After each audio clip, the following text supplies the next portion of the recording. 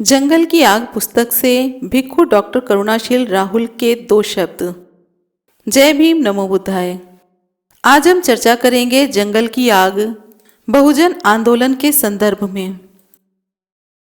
जंगल की आग बहुजन समाज की वास्तविक कहानी है। बाबा साहेब डॉक्टर अंबेडकर से पहले हम ऐसे जंगल में रहते थे जो कहने को तो समाज कहलाता था, लेकिन हमें पशुओं से भी बदतर जीवन जीना पड़ता था। बाबा साहेब डॉक्टर अंबेडकर की अनुकंपा से हमें वह सब मिला जो मनुष्य होने के नाते मिलना चाहिए, जिनका उपयोग करके हमें गरिमा और गौरव मिला। ज्ञान प्राप्ति का अवसर पाकर हम सरकारी गैर सरकारी नौकरियों के पात्र बन गए। धन भी खूब कमाया और जीवन के सुखद होने का एहसास हुआ। जो व्यक्ति कभी दिन के उजाले में शहर और गांव में प्रवेश नहीं कर सकता था, उसे अवसर मिला देश पर राज करने का। जिस कौम को छूना भी पाप समझा जाता था, उसका स्पर्श ही नहीं, चरण स्पर्श पाकर तथाकथित ब्रह्मा के मुख से पैदा हुआ व्यक्ति भी अपने आप को धन्य समझने लगा। जिनके लिए धर्म और धर्म चर्चा सुनना अपराध था, आज उन्हें भी धर्मगुरु बनने का गौरव मिला है। बाबा साहेब की अनुकंपा से देश का शासक भी बना है। जो मार्ग बाबा साहेब ने हमारी उन्नति के लिए खोले, वे सब आज बंद हो रहे हैं। जो अधिकार हमें मिले हैं, वे जल रहे हैं। यह सब हमारी लापरवाही का ही परिणाम है। जिन लोगों ने अधिकारों का उपयोग किया, उन्होंने बाबा साहेब के प्रति कृतज्ञता नहीं दिखाई और न ही समाज के प्रति अपना दायित्व निभाया। अवसर प्राप्ति के बाद उन्होंने उन्हीं की शरण ली जो हमारी गुलामी के कारण थे। नतीजा हमारे सामने है। ज्ञान प्राप्ति की जगह कटोरा हाथ में है। सरकारी नौकरियां समाप्त हो रही हैं। शासक गूंगे और बहरे हो गए। बुद्ध के धम्म की शरण की जगह गुरुओं का नाम लेकर गुलामी का सेहरा सिर पर बांध रहे हैं। निस्संदेह हमारी समृद्धि का वह उपवन जो कभी बाबा साहेब ने लगाया था, आज जल रहा है। कुछ लोग इस आग को बुझाने के लिए चिड़िया बनकर प्रयास कर रहे हैं। उम्मीद है कि समाज जागेगा और इस आग को बुझाने के लिए प्रयास करेगा। उस प्रयास में आप भी शामिल हो जाएं, यही हमारा उद्देश्य है। भवतु सब मंगलम। भिक्खु डॉक्टर करुणाशील राहुल। एक बहुत सुंदर वन था। हजारों तरह के वृक्ष, पौधे, लताएं, झाड़ियां आदि ने आपस में मिलकर इसे और अधिक सघन बना दिया था। हर मौसम में लगने वाले फल तथा फूलों से यह जंगल सदा महकता रहता था। हजारों तरह के जीव जंतुओं का आश्रय बन गया था यह वन। वृक्षों पर लगने वाले फल फूल जीव जंतुओं का आहार बनकर जीवन देने का काम करते थे। पक्षी भी उन्मुक्त वातावरण में वृक्षों पर घोंसला बनाकर अपनी चहचहाट से जंगल की खामोशी को तोड़ते रहते थे। घास फूस, झाड़ी, पेड़ पौधे और लताएं, जंगल में ऐसी कोई वस्तु न थी जो इस जंगल में रहने वाले पशु पक्षियों के काम न आती हो। पशु पक्षियों को भी इतनी समझ हो चुकी थी कि बीमारी की अवस्था में किस पौधे को औषधि के रूप में लेना है। सूर्य की गर्मी भी वृक्षों की सघन छाया को नमन करती थी।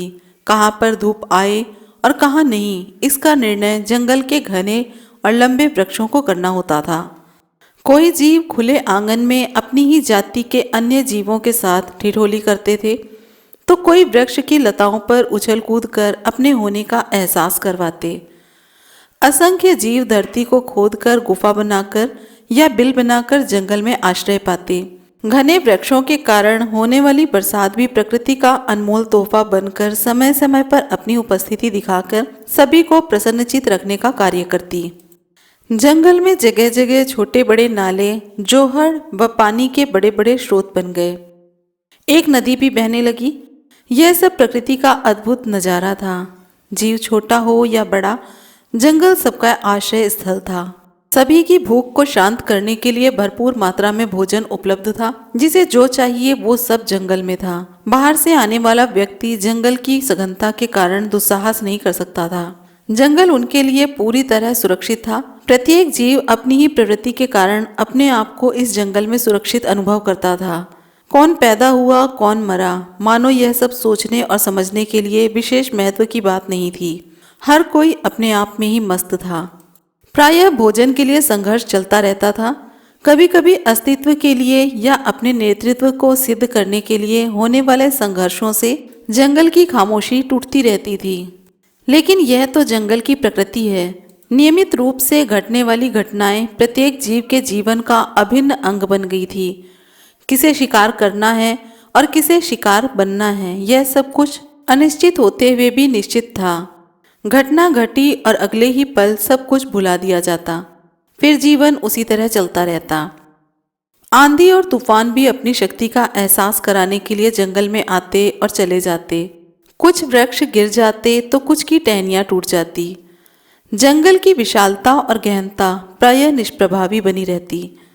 सर्दी की ठिठुरन, गर्मी की तपन, मूसलाधार बरसात, तेज आंधी तूफान आते और चले जाते, लेकिन जंगल जंगल ही रहता। सभी पशु पक्षी जीव जंतु हर परिस्थिति में जंगल का आश्रय पाकर खुश रहते और सुखी जीवन जीते थे। एक दिन एक अकल्पनीय घटना घटी। जंगल में अचानक आग लग गई। आग बड़ी भयंकर थी। अगले ही पल नजारा बदल गया। जंगल धू धू करके जलने लगा। छोटे बड़े सभी पेड़ पौधे आग के आगे पौने सिद्ध हुए। हर परिस्थिति में दृढ़ता का मुकाबला करने वाला जंगल असहाय हो गया। जो जंगल सबके जीवन को बचाता था, अब अपने आप को ही नहीं बचा पा रहा था। सभी जीव अपना अपना जीवन बचाकर भागने लगे, पक्षी उड़ने लगे। जो यह नहीं कर सका वह उसी आग का शिकार हो गया। देखते ही देखते आग चारों तरफ फैल गई। जंगल की आग बड़ी भयंकर थी। प्रत्येक जीव भी अपने आप को असहाय पाकर केवल स्वयं को बचाने के प्रयास में भाग रहा था। जंगल अकेला था, केवल अकेला, धू धू कर जल रहा था। जो वृक्ष जल जाता वह भी आग बनकर उसी आग को और हवा देता। आग ही आग, भयंकर आग। हर कोई जीव भयभीत था। असंख्य जीवों ने तो अपने जीवन में आग को ही नहीं देखा था। हर कोई सहमा और डरा हुआ था। सभी को केवल अपने जीवन की फिक्र थी, लेकिन जंगल बिल्कुल असहाय था। उसे अकेले ही आग में जलना था और जल भी रहा था। जो हवा जंगल के वातावरण को प्रफुल्लित कर देती थी, आज वही हवा आग को आगे बढ़ा रही थी। हवा का यह रुख भी जंगल के लिए प्रलयकारी था। आग और बढ़ती गई, जंगल जलता रहा, जलता रहा। एक चिड़िया से यह सब नहीं देखा गया। वह भी इस भयंकर आग के सामने अपने आप को असहाय समझ रही थी। उसके मन में करुणा जाग उठी। वह जानती थी अपने स्वयं के जीवन को बचाने से कहीं ज्यादा जंगल को बचाना महत्वपूर्ण है। जंगल से करोड़ों जीवों का जीवन चलता था, स्वयं का जीवन तो स्वयं के लिए ही है। उसे ख्याल आया कि मुझे भी तो मरना है और मेरा जीवन है ही कितना। कुछ समय के बाद मैं भी मर जाऊंगी, लेकिन अगर यह जंगल नहीं रहा तो न जाने कितने जीवों का जीवन दूभर हो जाएगा। बिना जंगल के जीवन की कल्पना असहनीय थी। मुझे स्वयं की परवाह न करके इस जंगल को बचाना चाहिए। चिड़िया के मन में यह भाव उठा और अपने सामर्थ्य की परवाह न करते हुए आग से लड़ने लगी। वह नदी पर गई, अपनी चोंच में पानी भरा और जंगल की आग पर डाला। फिर नदी पर गई, चोंच में पानी भरा, आग पर डाला और यह प्रयास निरंतर करती रही। उस भयंकर आग की तपश से उसके पंख झुलस गए। वो घायल हो गई, फिर भी प्रयास करना नहीं छोड़ा। नदी पर गई, चोंच में पानी भरा और आग पर डाला। उस थकी और घायल चिड़िया को आग बुझाने का प्रयास करते हुए एक बंदर देख रहा था। उसने उस चिड़िया से कहा, हे चिड़िया, तू पागल हो गई है। जंगल में भयंकर आग लगी है, तेरी चोंच में एक बूंद पानी आता है। क्या तेरी इस एक बूंद के पानी से जंगल की आग बुझ जाएगी? देख, तेरे पंख भी झुलस गए हैं। तो इसी प्रयास में मर जाएगी, लेकिन यह आग नहीं बुझेगी। मुझे देख, मैं तो आराम से बैठा हूँ, जंगल की आग से दूर। अपना जीवन बचा, यही उचित रहेगा तेरे लिए। चिड़िया ने बंदर को सुना और कहा, हे बंदर, तू ठीक कह रहा है। जंगल में भयंकर आग लगी है।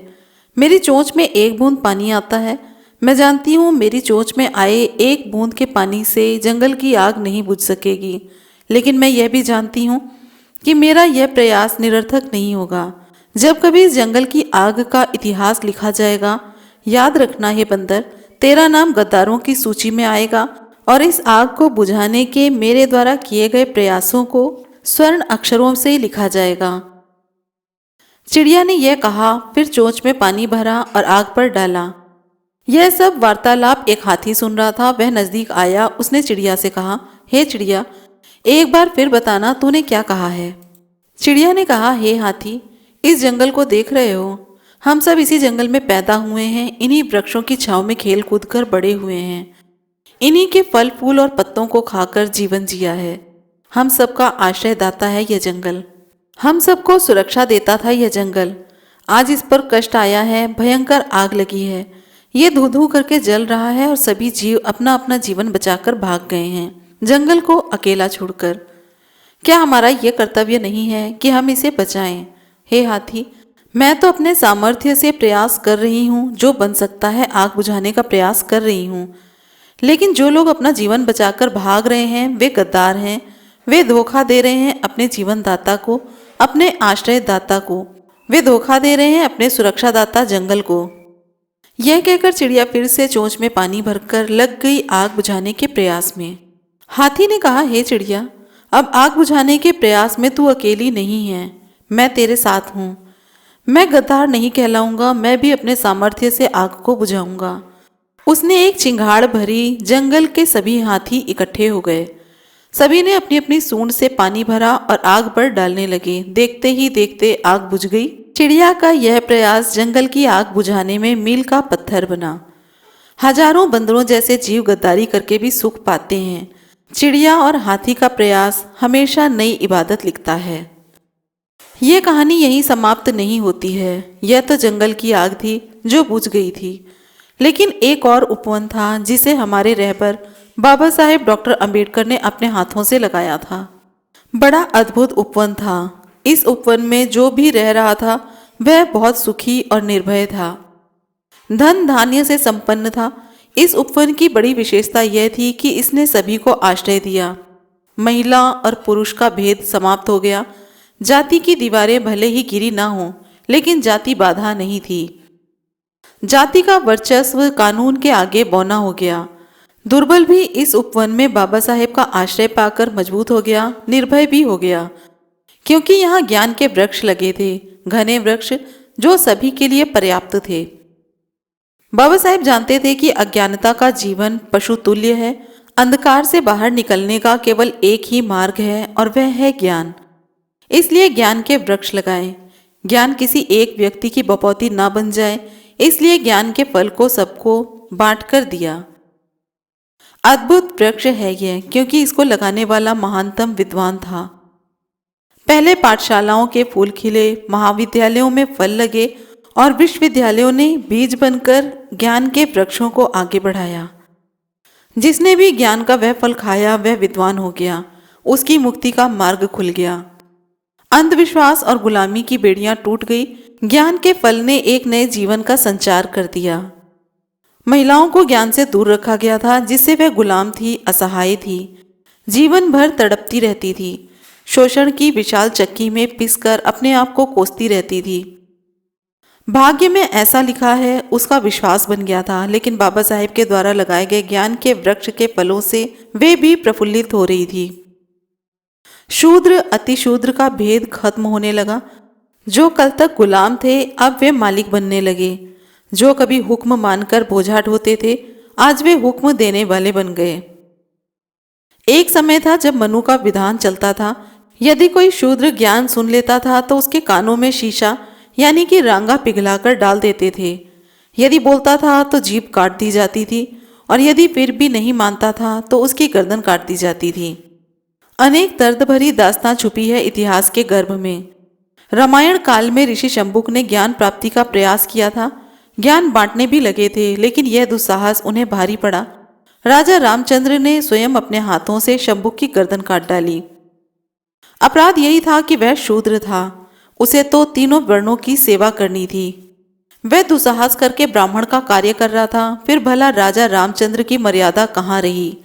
एक क्षत्रिय ब्राह्मण के अधिकार को नहीं बचा सका तो फिर क्षत्रिय ही क्या? शूद्र शंबुक मारा गया तो क्या हुआ? ज्ञान को बाहर जाने से तो रोक दिया ना। महाभारत में एक नौजवान एकलव्य, जो कि भील आदिवासी था, उसने भी यही दुस्साहस किया। वह भी धनुर्धारी बनना चाहता था। द्रोणाचार्य, जिसे गुरु द्रोणाचार्य कहा जाता है, एकलव्य को यह कहकर कि तू शूद्र है, धनुर्विद्या नहीं सीख सकता, तेरा काम तो तीनों वर्णों की सेवा करना है, उसे भगा देता है। एकलव्य ने स्वयं अभ्यास किया। वह एक कुशल धनुर्धारी बन गया। इस बार एक ब्राह्मण गुरु ने क्षत्रिय का अधिकार बचाया और एकलव्य को ज्ञान दिए बिना ही गुरु दक्षिणा मांगी। गुरु बना नहीं और दक्षिणा चाहिए, वह भी ऐसी आज तक किसी भी गुरु ने किसी भी शिष्य से नहीं मांगी। जबरदस्ती एकलव्य के दाहिने हाथ का अंगूठा काट लिया और एक प्रयास शूद्रों की तरक्की का पुनः निष्फल हो गया। यह उस समय था जब मनु के द्वारा बोए गए ज्ञान के फलों पर ब्राह्मणों का कब्जा था। ज्ञान के सभी फल केवल ब्राह्मण ने खाए और अनंत जुल्म ढाए ज्ञान विहीन प्राणियों पर, कभी भगवान का डर बताकर, कभी भाग्य का लिखा बताकर। पूर्व जन्म का फल है, भुगतना ही पड़ेगा, या फिर आगे नरक भी है, ईश्वर को हिसाब देना पड़ेगा। वहां ईश्वर सब कुछ देख रहा है और इस धरती पर मैं स्वयं ईश्वर का दूत बनकर ब्रह्मा के मुख से पैदा होकर भूदेव हूं।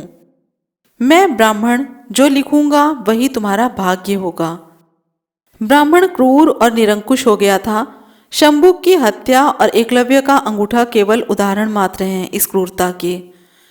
क्षत्रिय बलशाली था, तलवार, भाला, तीर, कमान उसके शस्त्र थे। वह युद्ध करता था, जीतता भी था, लेकिन ब्राह्मण की ज्ञान की ढाल के सामने ये शस्त्र कुछ नहीं कर सकते थे। तीर कहाँ चलेगा, तलवार कहाँ उठेगी, सब कुछ निश्चित था, क्योंकि ज्ञान का रिमोट ब्राह्मण के हाथ में था। क्षत्रिय बहुत बलवान थे, देश को न बचा सके, देश गुलाम हो गया। ज्ञान के धनी लोगों ने मंत्र बहुत बनाए, लेकिन कोई यंत्र नहीं बना सके। लोहे को गर्म किया, तलवार बना ली, भाला, तीर बना लिए, जो विकास के क्रम में ये कहीं नहीं थे। पिछड़ गए और हार गए। ज्ञान केवल एक वर्ण की बपौती बन गया था, कोई दुस्साहस करके इसे प्राप्त नहीं कर सकता था। जिस माँ की छाती का दूध पीकर ब्राह्मण विद्वान बना, उसने उसे भी ज्ञान का फल चखने नहीं दिया। बहन, बेटी, पत्नी सभी को शूद्र समझकर अंधकार में भटकने पर मजबूर कर दिया। ब्राह्मणी ग्रंथों के आधार पर स्त्री भी शूद्र ही है। कब सूर्य उगेगा, कब चंद्र ग्रहण होगा, कब वर्षा होगी, कौन बच्चा अच्छा होगा, कौन बुरा होगा, राजा कौन बनेगा, किस घड़ी मुहूर्त में कौन सा काम होगा, सब कुछ निर्भर था ज्ञान के धनी एकमात्र ब्राह्मण पर। उसकी इच्छा के बिना तो स्वयं ईश्वर भी धरती पर कदम नहीं रख सकता था। एकाधिकार था ब्राह्मणों का ज्ञान पर और ज्ञान की सत्ता पर, बाकी सब गुलाम थे, केवल गुलाम। अपनी विद्वता से बाबा साहेब ने ज्ञान के अनंत वृक्ष बोए। कानून मंत्री बनकर उन ज्ञान के वृक्षों को संवैधानिक अधिकार देकर उनका संरक्षण किया। उन्हीं के समान फूल खिले, फल लगे, बीज बने। कोई भी खा सकता था, किसी पर भी प्रतिबंध नहीं था। क्या ब्राह्मण, क्या शूद्र, क्या महिला, क्या पुरुष, विधवा हो या सुहागन, युवा हो या प्रौढ़, सबके लिए उपलब्ध थे, क्योंकि यह ज्ञान का फल उस वृक्ष पर लगा था जिसको बाबा साहब ने बोया था। करुणा और मैत्री के साथ लगा ज्ञान का उपवन सचमुच समृद्धि लेकर आया। प्रत्येक के आंगन में ज्ञान के पौधे उगाए। जिसने भी यह शिक्षा रूपी फल खाया वह धन्य हो गया। अब कोई डरता नहीं था। महिला पढ़ेगी तो पाप लगेगा, वह विधवा हो जाएगी, ऐसी निरर्थक बातें बहुत पीछे छूट गई थी।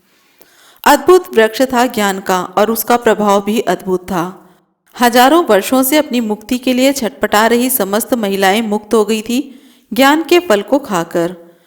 शोषण और उत्पीड़न की अगाध चक्की में पिसने वाले शूद्र, अतिशूद्र सब मुक्त हो गए गुलामी की बंधनों से। अब उसे स्वतंत्रता का बोध था, वह भी आजादी का अर्थ समझने लगा था। वह कहीं भी आ जा सकता था, जो चाहे कर सकता था, बिना किसी को कष्ट पहुंचाए। अद्भुत था ज्ञान का वृक्ष, अद्भुत फल लगा और उसका परिणाम भी अद्भुत था। सब कुछ अनुपम, सुखद, समृद्धि, नई स्फूर्ति भर गई जीवन में। इस उपवन में दूसरा वृक्ष बाबा साहेब ने धन का लगाया। ज्ञान को उपलब्ध लोगों के लिए नौकरियां बनाई। जिसने ज्ञान का फल खाया वह सरकारी सेवा का पात्र था। मकसद था कि वह भी इस ज्ञान के फल के स्वाद को अन्य वंचित लोगों को बताए। अध्यापक बनकर, प्राध्यापक बनकर ज्ञान को बांटे और इसके लिए सरकारी खजाने से उसको धन भी दिया।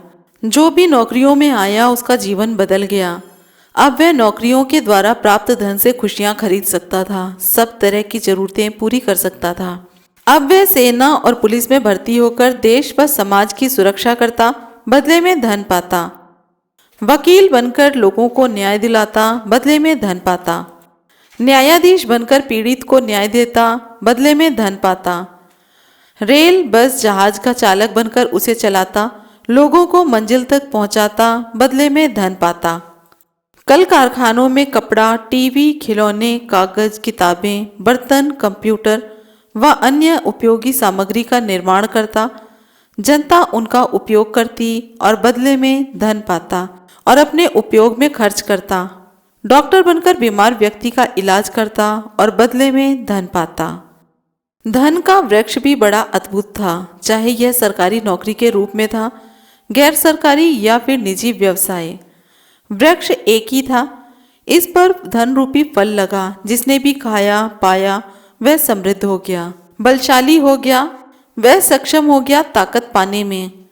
धन प्राप्ति ने मनुष्य के जीवन में सुख का मार्ग खोल दिया। असीम अनुकंपा रही बाबा साहेब की, जो कभी पशु चराते थे लेकिन दूध नहीं पी सकते थे, आज दूध पर उनका हक है। जो मकान बनाते थे वे इसमें रह नहीं सकते थे, आज सुंदर सुंदर कोठियों के मालिक हैं। जो कभी नंगे बदन थे, कोट पैंट और टाई उनका श्रृंगार है। जो कभी लोहे की जंजीरों में जकड़े होते थे, आज स्वर्ण आभूषण गले में हार बनकर शोभित हो रहे हैं। जो तलवार उनकी गर्दन काटा करती थी, आज उनकी सुरक्षा में है।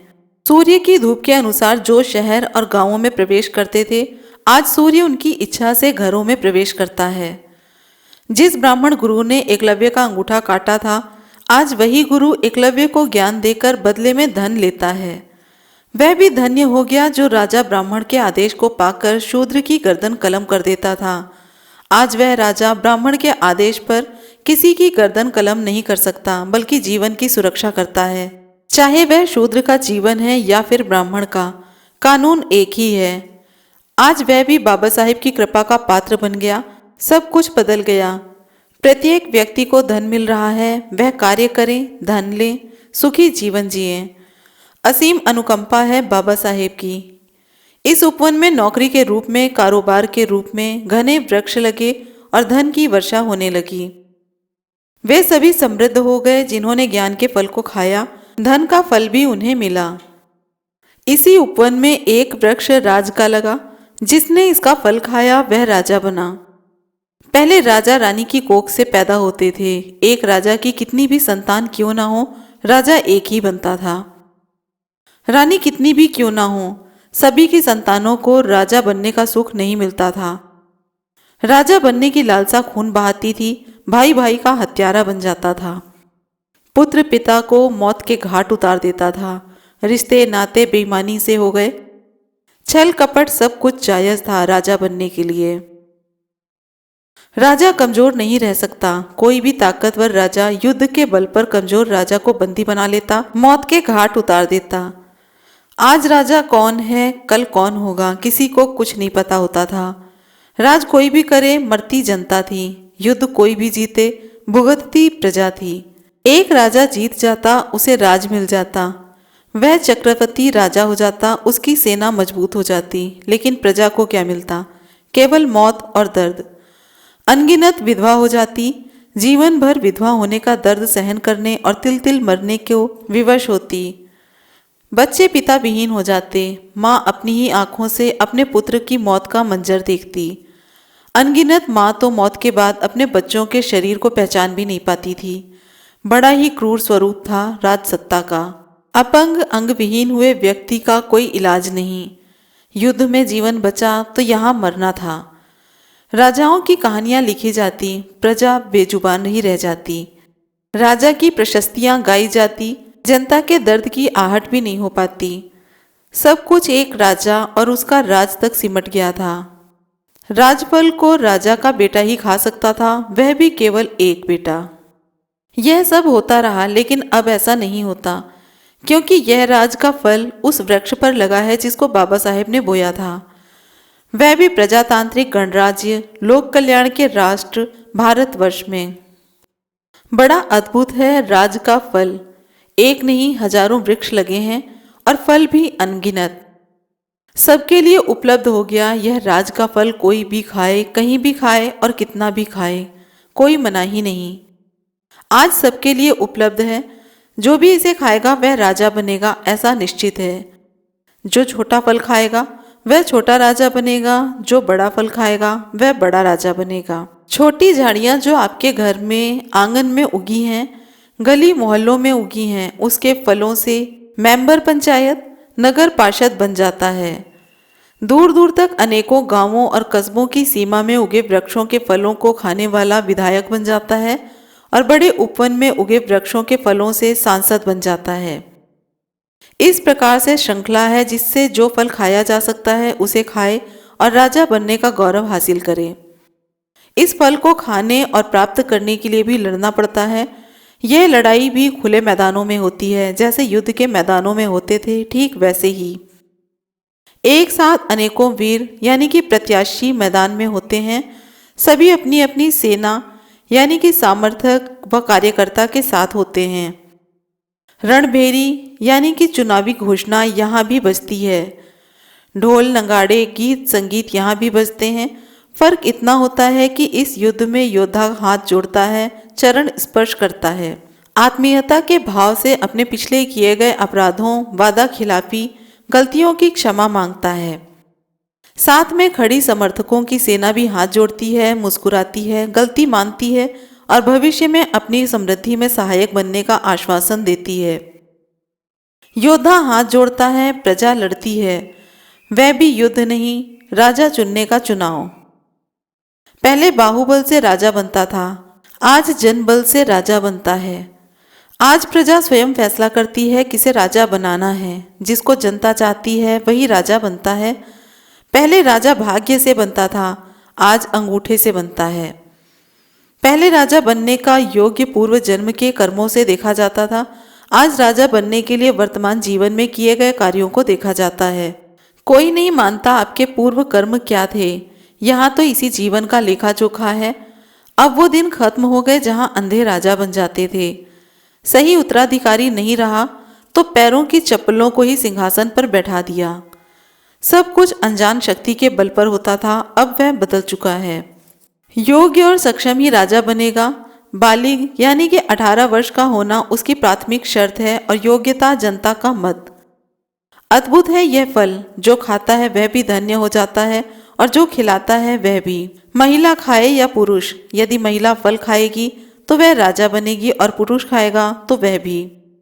राजा जो बनता है वह कृपा पात्र होता है जनता का और जन कल्याण ही उसका परम धर्म होता है। सरकारी खजाने के धन का उपयोग लोक कल्याणकारी योजनाओं पर करता है। राजा तो होता ही है, राजकोष का मालिक भी होता है, लेकिन नियमों और संवैधानिक प्रावधानों में बंद कर ही खर्च करता है। पहले एक बार राजा बना तो पूरे जीवन राजा रहता था।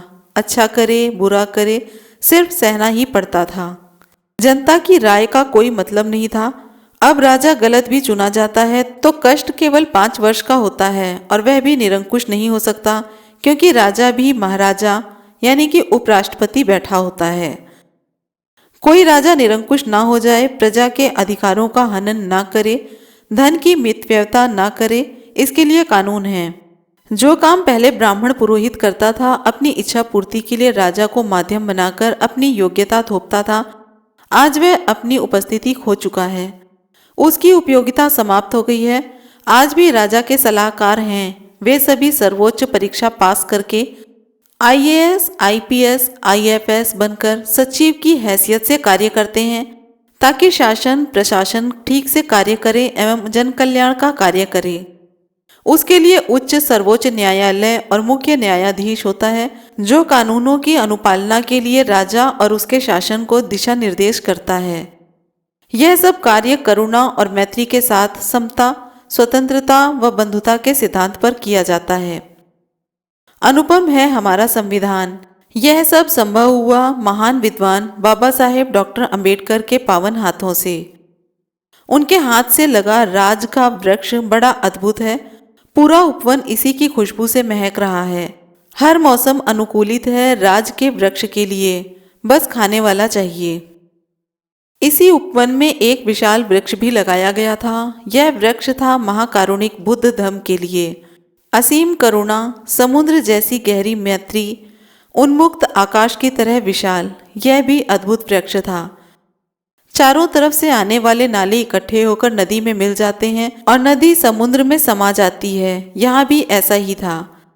जाति, गोत्र, वर्ण सब कुछ अपना अस्तित्व खो जाते हैं। बुद्ध के धम्म में ऊंच नीच का कोई स्थान नहीं, सब बराबर हैं, महिला पुरुष भी बराबर।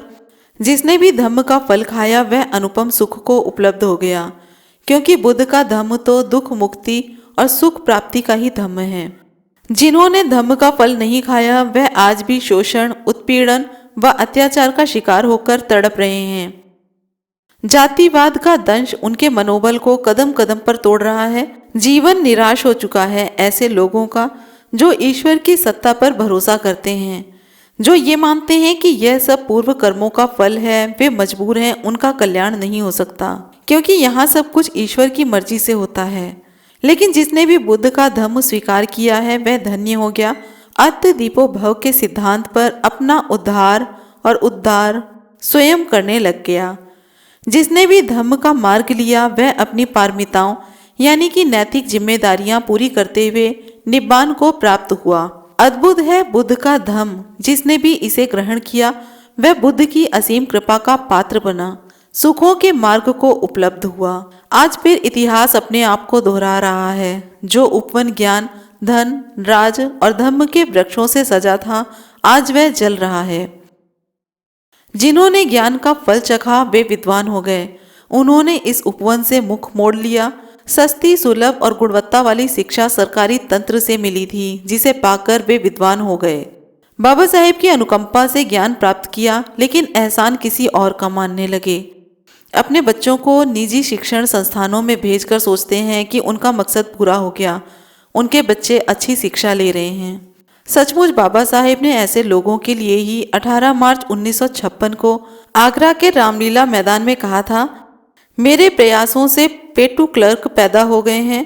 वे केवल अपना पेट पालते हैं, समाज का ख्याल नहीं करते। मुझे पढ़े लिखे लोगों ने धोखा दिया है। उस समय भी पढ़े लिखे लोगों ने धोखा दिया, आज भी दे रहे हैं।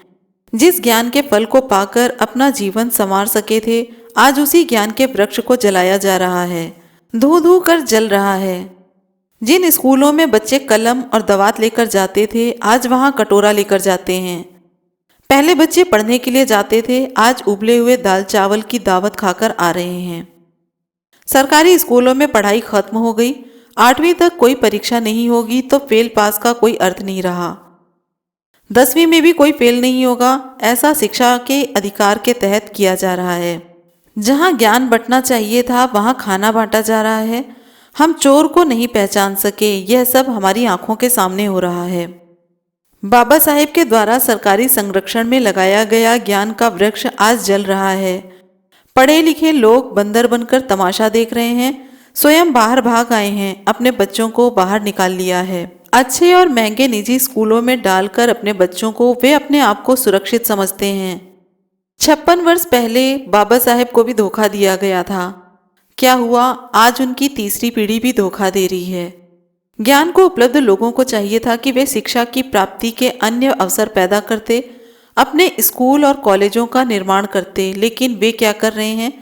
शादी पर बड़ी दावत, सेक्टर में मकान और समाज से दूर, ये सब लक्षण हैं उन लोगों के जिन्होंने बाबा साहेब को धोखा दिया और आज भी दे रहे हैं। निश्चित रूप से इस जंगल की आग का इतिहास लिखा जा रहा है। उनका नाम गद्दारों की सूची में ही आएगा। हजारों वर्षों तक अंधकार में जीवन जीने के बाद बड़ी मुश्किल से बाबा साहेब को अवसर मिला था। बाबा साहेब के प्रयासों से करोड़ों को ज्ञान उपलब्ध हो गया, लेकिन हम पढ़े लिखे करोड़ों लोगों ने मिलकर भी समाज के लोगों के लिए ज्ञान प्राप्ति की कोई व्यवस्था नहीं बनाई। याद रखना, आने वाली पीढ़ी भी हमें ही गुनहगार मानेगी। हम सब पढ़े लिखे हैं, अपनी ज्ञान की सत्ता को नहीं बचा सके। बच्चों के हाथ में कलम दवात की जगह कटोरा और चम्मच दे दिया। कौन है जिम्मेदार इसका? यह प्रश्न आज ही नहीं, जब भी इस जंगल की आग के इतिहास को पढ़ा जाएगा, पढ़े लिखे लोगों के समाज के प्रति, बाबा साहेब के प्रति दी गई गद्दारी को कभी नहीं भुलाया जाएगा। उसी उपवन में जिस वृक्ष पर नौकरियों के फल लगे थे, जिनको खाकर हमने अमीरी का जीवन जिया है, आज वह भी जल रहा है। सरकारी नौकरियां खत्म हो गई, निजी क्षेत्र आरक्षण नहीं दे रहा है। आज नौकरी के अभाव में फिर वही गुलामी का दौर आ रहा है। पढ़ लिख लेने के बाद भी रोजगार नहीं, कम पैसे में काम करना और ओवर टाइम के चक्कर में जीवन पिस रहा है। 6 महीने काम करें और अगले 6 माह नौकरी ढूंढो, सब जगह यही हो रहा है। जो लोग नौकरियों में आए उन्होंने नौकरियों को बचाने के लिए कोई काम नहीं किया। प्रयास नौकरियां बचाने का किया जाना चाहिए था, हुआ इसके विपरीत। ऊंची ऊंची नौकरियां पाकर सोचने लगे कभी हमारी हैसियत का लाभ समाज ना ले, इसलिए नाम बदल लिए, उपनाम बदल लिए, अपनी अपनी पहचान छुपा ली। कबूतर आंखें बंद करके बिल्ली को नहीं देख पाता, लेकिन बिल्ली तो अपने शिकार को पहचानती है। यही हाल हमारे साथ हो रहा है। अधिकारी बन गए, समाज को भूल गए। समाज में दुर्गंध आने लगी। भला आएगी भी क्यों नहीं, क्योंकि ऊंची नौकरी का घमंड हो गया। करना था जय भीम, राधे राधे करते हैं। नौकरी मिली बाबा साहेब की अनुकंपा से, प्रसाद देवी को चढ़ाते हैं। प्रमोशन होती है बाबा साहेब के दिए गए कानून से, लेकिन जागरण भगवती के करवाने लगे। भूल गए कि गद्दारी की सजा मौत होती है। नौकरी के फल तो खाए बाबा साहेब की अनुकंपा से। हम भूल गए, जब नौकरी लेने गए तब कहा था मैं अनुसूचित जाति का प्रतिनिधि हूँ, क्योंकि नौकरी व्यक्ति के नाम से नहीं जातियों के समूहों को मिली थी। और वेतन लेते वक्त समाज को भूल गए। समाज सब याद रखता है। अब हमारी नालायकी और कौम के प्रति गद्दारी ने पाया हुआ हमने ही सब छिनवा दिया है। नौकरियां खत्म हो रही हैं, प्रमोशन भी नहीं होंगे, क्योंकि दुश्मन कमजोरी को पहचानता है। ये सभी पढ़े लिखे डरपोक बन गए हैं। शुतुरमुर्ग की तरह खतरे की आहट पाकर गर्दन मिट्टी में धंसा लेते हैं। आखिर मरना तो है, इसलिए पुनः भूखे मरने का मार्ग तैयार कर दिया है। इस उपवन का यह वृक्ष जो नौकरियों के फल दे रहा था आज जल रहा है। जो नौकरियों में है वे उन्हें बचाने का प्रयास नहीं कर रहे हैं। प्रमोशन तो चाह रहे हैं, लेकिन कीमत नहीं चुका पा रहे। वे सचमुच गद्दार हैं, गद्दार ही कहलाएंगे। उन्हीं की संतानें बेरोजगारी का दंश झेलते हुए उन्हें कभी माफ नहीं करेंगी। खूब करवाओ भगवती जागरण, देवी की रात जगाओ, कहीं भी परिक्रमा करो, ब्राह्मण पूजो, गुलाम बनोगे। अपनों से गद्दारी और दुश्मन से यारी जान पर भारी पड़ती है। यह जंगल, यह उपवन बच सकता है अपने रोजगार कारोबार स्थापित करके और अपने भाइयों की मदद करके, लेकिन कर नहीं रहे हैं। यह उपवन बच सकता है अपना राज स्थापित करके, लेकिन कर नहीं रहे हैं। नौकरियों के वृक्ष जल रहे हैं, जल रहे हैं। इस उपवन में जो वृक्ष राज के फल दे रहा था वह भी जल रहा है। 62 वर्षों से सदा फल देता रहा, लेकिन हमने इसकी कीमत को नहीं समझा। गैरों को खिलाते रहे यह जानते हुए कि बड़ा अद्भुत है यह फल, जो इसे खाता है वह राजा बनता है। लेकिन हमने सोचा हम राजा बनकर क्या करेंगे। बाबा साहेब को भूल गए, गांधी के हरिजन बन गए। जैसा नाम था वैसे ही हो गए। हरि का अर्थ बंदर होता है, बंदर की औलाद बनकर रह गए। धार्मिक रूप से शोषण का शिकार हुई महिला, देवदासी से पंडों की नाजायज औलाद को जिसके पिता का कुछ पता नहीं होता उसे हरिजन कहा जाता है। और वैसे ही बापू गांधी के बंदर हो गए। गांधी ने कहा मत देखो, हमने आंखें बंद कर ली। गांधी ने कहा मत सुनो, हमने कान बंद कर लिए। गांधी ने कहा मत बोलो, हम बेजुबान हो गए। ऐसे थे हमारे नेता, ऐसे ही प्रजा हो गई। शोषणकर्ता को राज का फल दिया, स्वयं भिखारी बन गए। हर बार ऐसा ही किया। वोट हमारा और राज वे लोग करें। हमें अपनों में काबिलियत नहीं दिखती, फिर अपने भी अपने कहाँ रहे। ना कभी हमारे लिए बोले, ना कभी हमारे लिए देखा, और ना ही कभी हमारे लिए सुना। बापू गांधी के बंदर बनकर कौम के गद्दार हो गए। उत्तर प्रदेश के लोगों ने 4 बार राज का फल खाया, उनके दांत भी खट्टे हो गए। अपनों में ही दोष नजर आने लगा। जिनके हाथ फल लगे वे भी समाज से दूर हो गए। जिनको फल खिलाना था वे भी अहंकार में भर गए। कमजोर आदमी राज के सुख को पचा नहीं पाता है।